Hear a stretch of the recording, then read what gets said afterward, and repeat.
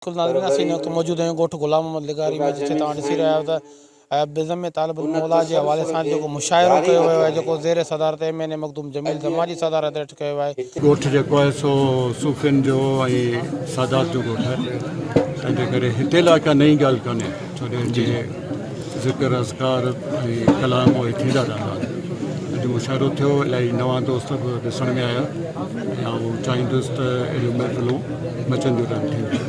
जो कि मुशाइरे जी महफ़िल जे आगाज़ खां अॻु में अवां सभिनी जी आजियां जा मोहब्बत जा 4 हर्फ़ मोहब्बत पाए मन में रंढा रोड़िया जिन तुंहिंजो सराफ़नाण तोरी अॻायो।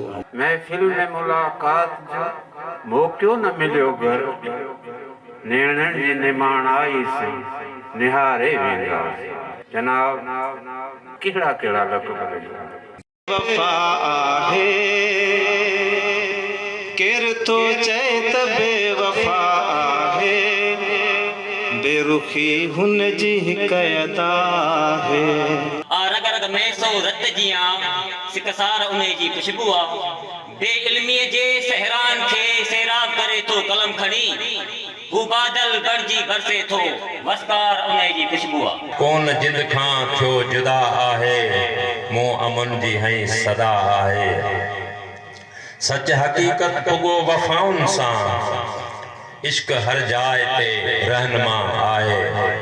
जेका तकरीब है उन जो तारीख़ी पस मंज़र इहो है त मखदूम जमील ज़मान साईं जिन उन जे बज़्म तालिबुल मौला जे मुशाइरे या मच कचहरी जे मुशाइरे में शिरकत कई है ऐं उन में असांजे हमदम सरवरी साहब जिन जी जेका तरह हुई उन ते ही मुशाइरो थियो है। सॼी तरह जे माण्हुनि में ज़ौक़ वधंदो, इल्म अदब सां लाड़ो थींदो ऐं आऊं सम्झां थो त जेका लाट बज़्म तालिबुल मौला जे उनवान सां 1955 में मखदूम साहब जिन ॿारी हुई, अॼु हुन जी लाट हिते रोशन थी है।